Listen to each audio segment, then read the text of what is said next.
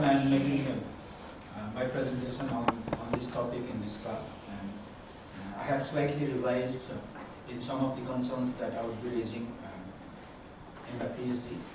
But before I start, I just would like to thank my supervisor Peter Ross for being here, and I would also like to thank Shaku for his continuous guidance with regard to how to revise some of the research concerns that are very much relevant for my study. So, as I also mentioned last time, my topic is seats of security, where I will be focusing on the certain governance aspects, particularly focusing on one critical institutions that are emerging in the world known as community seed banks. And since I will be dealing with these community seed banks, it is also very much important for me to understand and relate with the governance of national gene banks and international systems, so that community seed banks emerge as vital institutions to address climate change impacts on seed systems, and also to ensure food security at the local as well as national level in developing and least developed countries. And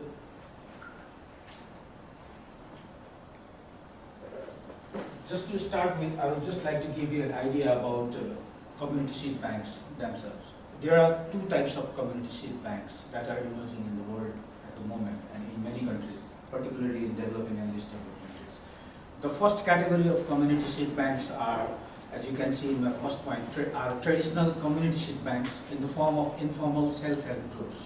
It means that historically these community seed banks emerged out of their own self-realization by communities for the need to cooperate so that they address their local food security concerns, and they enhance agricultural productivity or production, and then they help each other in order to address many of the local needs relating to agriculture systems.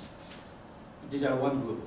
And there are, interestingly, in recent time, particularly mainly after 1995 or 1996, what you can see is that there is an increased interest of donor agencies, including USAID and many others, and also NGOs, supporting community groups to form community seed banks and then operate at the local level so as to exchange seeds among themselves. But what is unique in this particular category of community seed banks, which I would like to call as modern community seed banks, is they are very much induced, and since they are supported by donor agencies and also formal institutions, including in some cases, for example, in Nepal Ministry of Agriculture, they are more like formal community groups. So they are not just dealing with local varieties, that are available in their local areas. They are also dealing with varieties coming from outside, unlike in the case of the first category of community seed banks.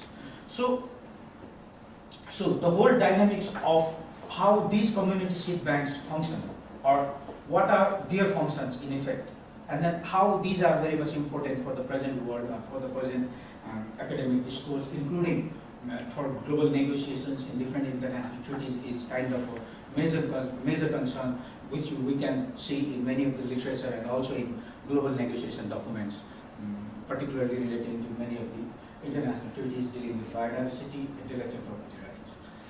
So there are two notes. The first note is with regard to how these sorts of seed banks are in operation in many countries, especially in developing and least developed countries. You can see these are operating in Bangladesh, India, Nepal in South Asia, Indonesia and Philippines in Southeast Asia, for example, and then Ethiopia in Africa, and Brazil and Peru in Latin America, etc. And there are many others, many other community seed banks as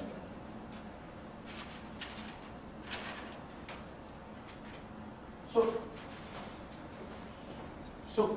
So before we come to our research questions or concerns, it is very much important for us to understand the very functions of community seed banks, because what we want to protect is their function, and then what we want to promote is how they function in the present world so as to address climate change impacts on seed systems and agricultural productivity or agricultural production. So what you can see, and these are some of the functions of community seed banks. Not necessarily all the community seed banks have all these functions.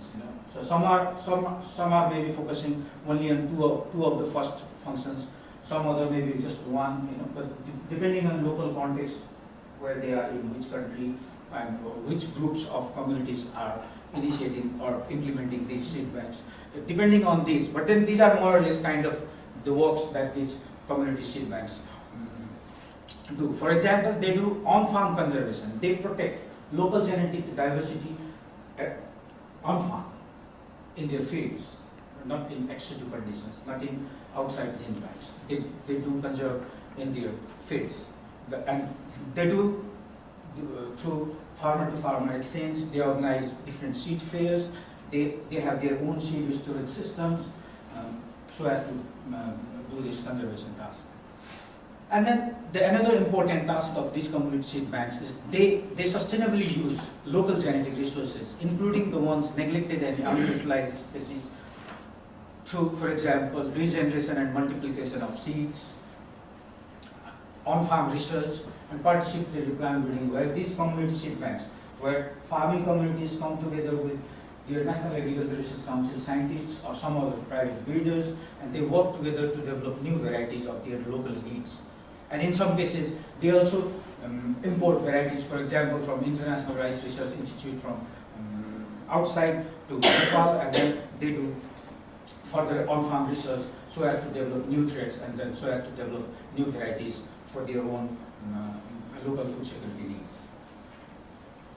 And then the third one is obviously local food security. They, even in times of crisis, drought, flood, they have their own, some of the very strong community seed banks do have their own objectives of addressing food security needs in times of crisis like that. And then poverty reduction, definitely livelihood enhancement.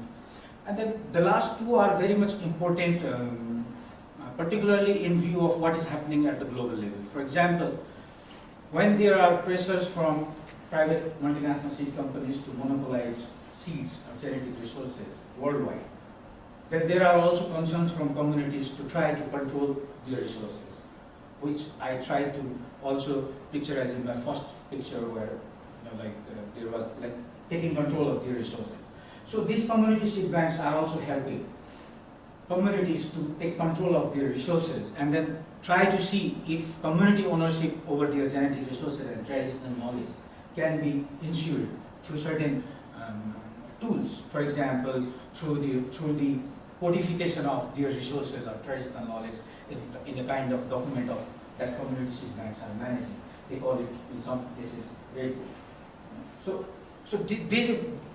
these are also important features of community seed banks. And then the last one is when they do all this codification, registration of their resources and traditional knowledge, they are also kind of helping tools for these communities to check if biopiracy has taken place in terms of their resources from any other third party. And then this is also a kind of a tool to help them to see if they can regulate unfair access by any third party over their resources, over their traditional knowledge, or any unfair access to or access for and misappropriation of their resources. So, and then all these are important, particularly in view of the fact that these community seed banks have developed a kind of local capacity within communities themselves to address many of these local, national as well as international concerns like biopiracy. So these are very much important. And as you can see in these pictures, these are how community seed banks, for example, in Nepal, are conserving their seeds and genetic resources. And then that's how they would like to codify their resources, and then they have their own document to highlight the features of their resources. And then the next one is also regarding.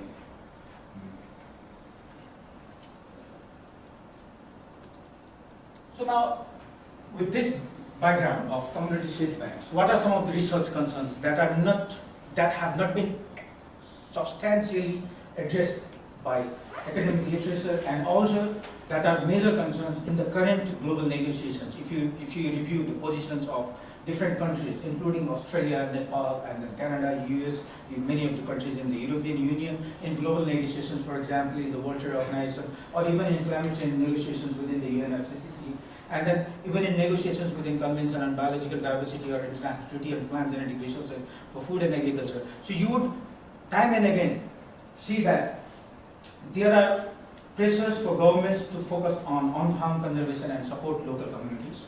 But then there is lack of idea or innovative approaches or legal mechanisms or policy instruments to support these institutions to really sustain their on-farm conservation efforts. And there are also global political economy, like some countries really do not want to favor indigenous communities to become vibrant actors of conservation. So there are some global dynamics. I don't want to focus on that. Just let me focus on these questions. So first, one of the first concerns is if these community seed banks are working well and they are demonstrating a kind of successful models in the world, so in the field of on-farm conservation of genetic resources, then a major question is, why do communities work for and within community seed banks under informal and or local governance conditions? What really motivates them?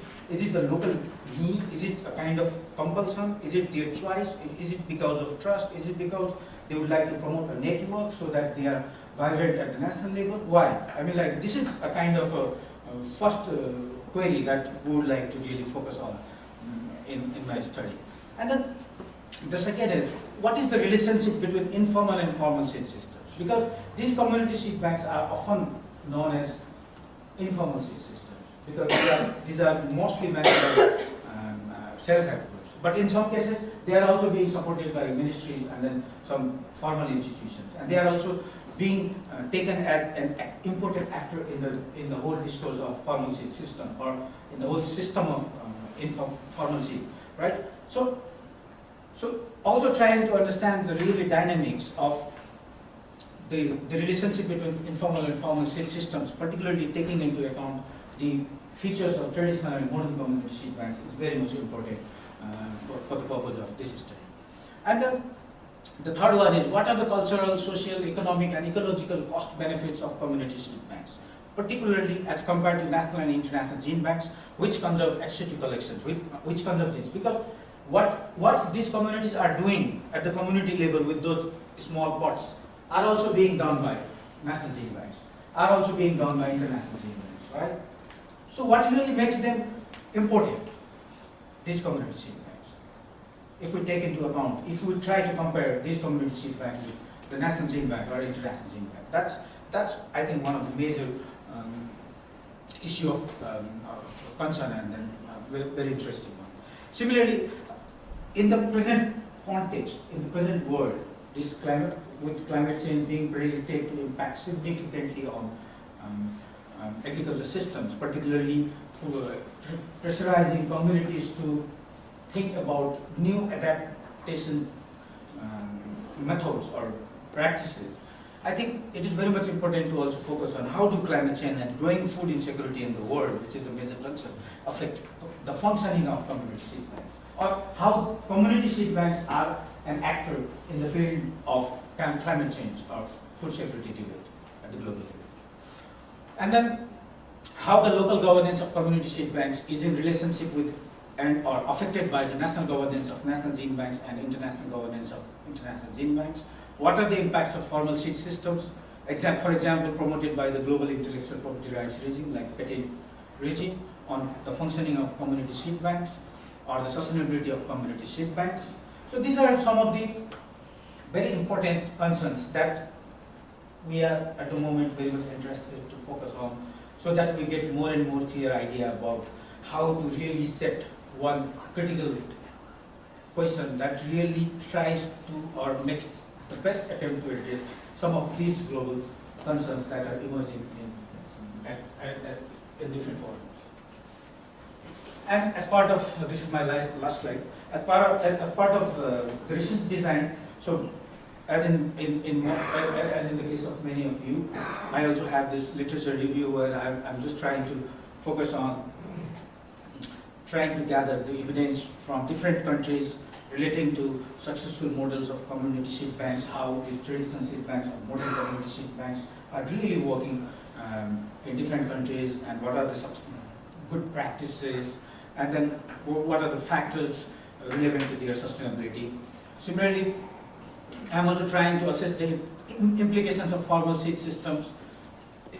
Formal seed system means that the system promoted by the global regime, for example, intellectual property regime, on the functioning of community seed banks. And then I'm also interested to examine in my literature review um, some of the frameworks for linkages between community seed banks and national and international gene banks. So are community seed banks safe to work in isolation as they are working now, or due to intense globalization process that is happening, including in terms of harmonization of national laws with global agreements, what will be the implication on the functioning of community seed banks? These are some of the really interesting aspects to focus on, to linkages. And then I do have field work in Nepal, mostly with community seed banks and gene banks. We are, I think, out of 75 districts provinces that Nepal has, around 15 of them have community seed banks, and in some of the districts, like 4 or 5, they are really piloting and expanding. And then I will be also discussing with NGOs, because they are also inducing some community groups to form community seed banks, and then obviously government organization in Nepal. And in Australia, mostly with Commonwealth Scientific and Industrial Research Organization, because it is the organization that is kind of a national gene bank for Australia, which deals with rules and regulations relating to conservation, management, and exchange of genetic resources within and outside Australia. So I would be very much interested to understand the whole dynamics of Australian system, and also the whole dynamics of community groups in Australia. And then why Australia, when I'm dealing with fieldwork in Nepal as well, is kind of, I have certain points, and thank you, Vishaka, for raising this concern in my last note. Then Australia, because Australia and Nepal both are biodiversity rich countries. Australia is in fact mega biodiversity rich country.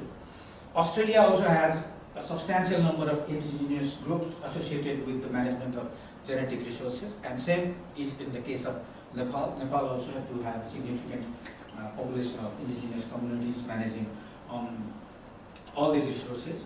And then third one, okay, thanks. Maybe I'll finish in 1 minute. Yeah, and then Australia has also ratified all the international instruments that Nepal has ratified as far as this work is concerned. And then and interestingly, what is happening is that in global negotiations, when Nepal is very much in favor of protecting, defending traditional rights of communities at the local level, I have observed that Australia most of the time is one of the most complicated countries in terms of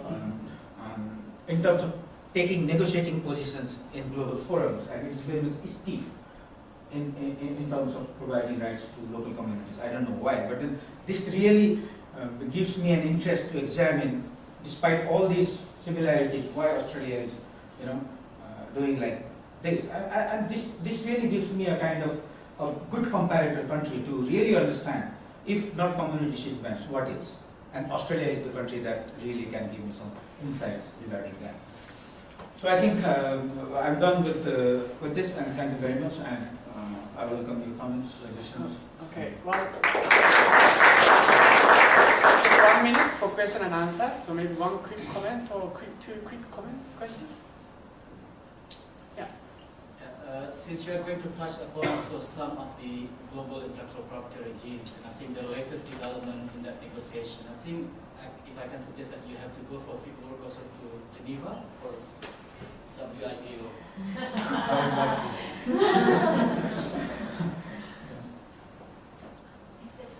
Yeah, well, maybe one quick I comment. guess I'd